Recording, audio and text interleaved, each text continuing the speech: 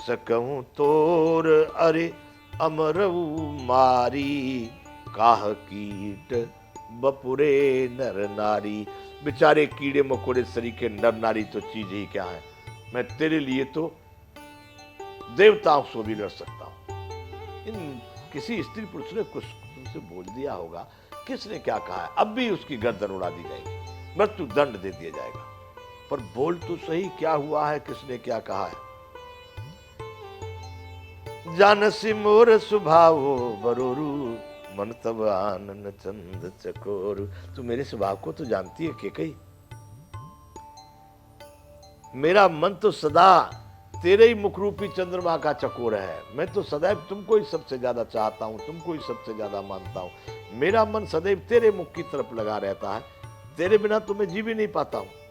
केकई तू क्यों नाराज हुई।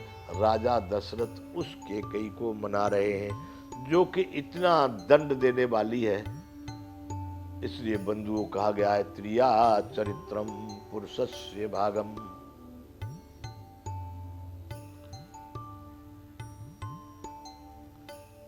राजा दशरथ मनाने का प्रयास कर रहे हैं, बोल किसको मारूं, किसको देश से निकालूं, कौन से देवता से युद्ध करूं।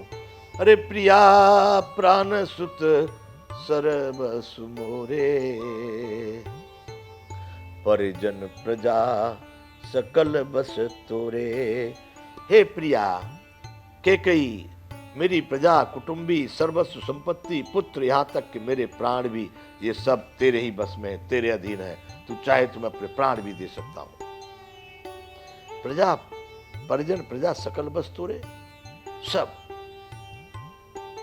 परिजन संबंधी लोग, प्रजा नगर निवासी सब तेरे अधिकार में, तू जो कहे वही होवे। फिर क्यों तू इस तरह का भेष बना करके यहां पड़ी है, बोल तू क्या चाहती है। जो मंथरा ने कहा था बंधुओं, राजा दशरथ ने वही कह दिया। मंथरा ने कहा था जब राम की शपथ दशरथ ले ले तब बात करना, नहीं तो बिगड़ जाएगी बात। राजा दशरथ अपनी बात कहते कहते, क्योंकि वो राम को कैसे भी राज तिलक करना चाहते हैं, ये नहीं उठेगी तो नहीं बनेगा काम, इसलिए इसको मनाना जरूरी है। राजा दशरथ ने कहा, जो कछु कहूं कपट करे, तो ही भामिनी राम शपथ सत मोही। राजा दशरथ ने राम जी की शपथ उठा ली। एकदम उन्होंने बोल दिया कि हे रानी, यदि तुझसे मैं कुछ भी कपट करके कहता हूं तो ये भामिनी, मुझे 100 बार राम की सौगंध। वो तो एक बार की बात थी, राजा दशरथ 100 बार राम की सौगंध उठा गए। भामिनी राम शपथ सत्य, 100 बार राम जी की शपथ लेता हूं, कुछ भी तुझसे नहीं गलत करा, जो तू कहेगी वही करूंगा, बोल। बंधु अब राम की शपथ ले गए और राजा दशरथ वैसे भी झूठ नहीं बोलते रघुवंशी, पर राम की शपथ के बाद वो अपने वचन से नहीं टल सकते हैं।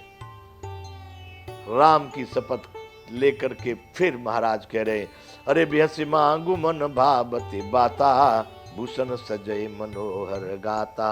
अरे तू हंस करके प्रसन्नता पूर्वक अपनी मनचाही बात मांग ले मुझसे, क्या चाहती है, जो चाहती है सो कह दे, अभी उसको पूरा कर, जो चाहे सो। भूषण सजय मनोहर, अपने सुंदर अंग पर अनेक प्रकार के सुंदर सुंदर आभूषण तत्काल पहनो, बच्चे आप बढ़िया बढ़िया वस्त्र पहनो, सुंदर आभूषण सजाओ अपने। बोल गए थोड़ी सी बात में, अरे घड़ी को घड़ी समुझ जिय देखू, बेग प्रिया परिहर को बेसु। तुझे मालूम नहीं है कि कहीं, अरे मौका बेमौका तो मन में विचार कर देख, हे प्रिय जल्दी इस बुरे बेस को त्याग दे। क्यों वो कह रहे करे घड़ी को घड़ी देख अभी अयोध्या में क्या होने जा रहा है, फटाफट इन वस्त्रों को उतारिए, अच्छे आभूषण पहनिए, अच्छा श्रृंगार कीजिए। राजा दशरथ ये सोच करके कि इस समय अवसर ये रिश्क का नहीं है, क्रोध का नहीं है, मंगल का अवसर है, वो इस भाव से बात कर रहे, करे घड़ी को घड़ी तो देख, समय तो देख, अवसर तो देख, ऐसा भेष बना लिया तूने इस समय। बंधुओं राम की शपथ खाकर फिर उन्होंने जब कहा है, तो इतनी बात जब राम की शपथ हो गई, अब केकई कुछ क्या कहते हैं एक्टिव मूड में आई है, कुछ क्रियान्वयन में कैसे? 26वां दोहा बंधु ये अयोध्या कांड का। यह सुन मन गुण शपथ बड़ी, बेहसी उठी मति मंद। यह सुनकर मन में राम जी की बड़ी सौगंध को विचार कर लिया कि आहा, अब राम जी की सौगंध खा गए, अब नहीं टलेंगे। तो बेहसी उठी मति मंद, वो मंद बुद्धि के कई हंसती हुई उठ करके बैठ गई। जो जमीन पर पड़ी थी समझ गई कि अब राम जी की शपथ खा गए। यह सुन मन गुण शपथ बड़ी, बड़ी शपथ, राम जी की शपथ ले ली। तो बेहसी उठी मति मंद, मंद बुद्धि के कई हंस करके उठ करके बैठ गई। और क्या करने लगी? राजा ने कहा, भूषण सजय मनोहर गाता। उठ करके बैठ गई और क्या करती है कि भूषण सजति बिलो कि मृगु मन हो किरात फंद। अब अपने पुराने कपड़ों को हटा करके बढ़िया बढ़िया वस्त्र और आभूषण पहनना शुरू कर दिए उसने। क्यों? कि राम की शपथ खा चुके हैं, कह दिए जो मांगेगी वही दूंगा। 100 बार राम की सौगंध, अब तो देना ही देना है। इतनी देर के लिए नाटक था पुराने फटे कपड़े पहनने का। बंधुओं, अब वो के कई हंसती हुई उठी और गहने पहनने लगी, मानो कोई भीलनी मृग को देख करके फंदा तैयार कर रही हो। ये राजा दशरथ के लिए फंदा था। फंस गए फंदे में महाराज दशरथ। राम की सौगंध खा करके कह दिया, जो कुछ मांगेगी वही दूंगा। ऐसे करके वो एक भीलनी जैसे मृग को फंसाने के लिए फंदा बना रही हो, ऐसे के कई ने ये फंदा बनाया और बढ़िया बढ़िया आभूषण और वस्त्र उसने पहने। राजा ने सोचा मान गई, चलो अभी तो अब सारा नगर में तैयारी हो रही है, मुझको जाना पड़ेगा।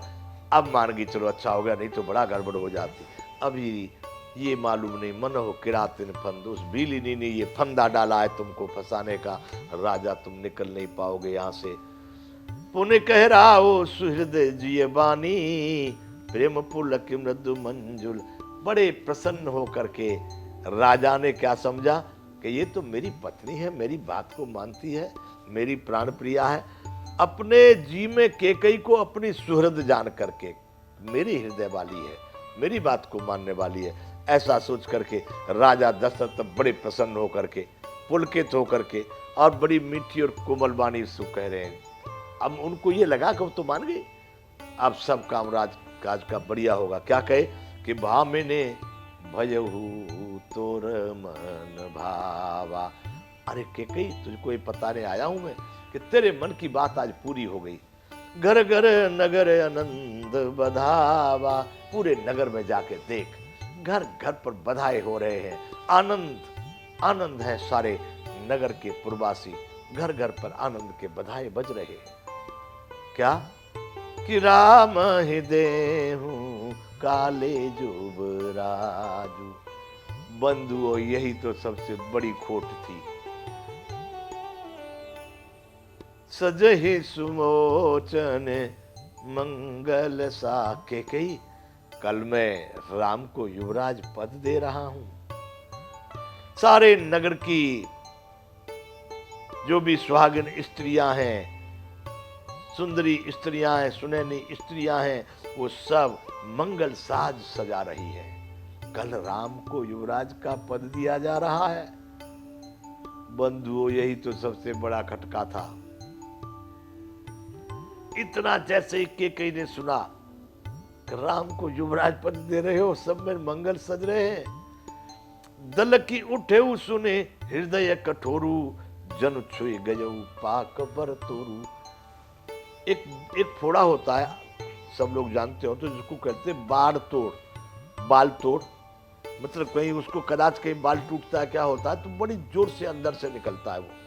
और जब वो निकलता है, जवान होता है, तो इतना होता है कि उसके बाल भी छू जाए ना तो बहुत बड़ा दर्द होता है उसमें। बरतोड़ उसको बोलते हैं। दम की उठेऊ दल की उठेऊ सुन हृदय कठेरू। जैसे ही राजा ने कहा कि राम हृदय हूं काल जुबराजू, इतना सुन करके सुनैनी स्त्रियां मंगल साज सजा रही है, इतना सुन करके उसका कठोर हृदय एकदम तमतमा उठा, दलक उठा, फट गया पीड़ा के मारे। राम को युवराज दे रहे हो, कैसा फटा, कैसा दुखी हुआ कि जन छुई गयो पाक बरतोरू। पका हुआ जो बारतुड़ जो पकने की स्थिति में होता है बंधुओं, जरा भी कुछ उससे छू जाए तो प्राण निकल जाते, इतना जोर से दुखता है। तो जैसे किसी ने पके हुए बारतुड़ को टच कर दिया हो, छू लिया हो, इतना जोर का उसके हृदय में झटका लगा। लेकिन क्या किया उसने, बड़ी पढ़ाई थी गुरु ने,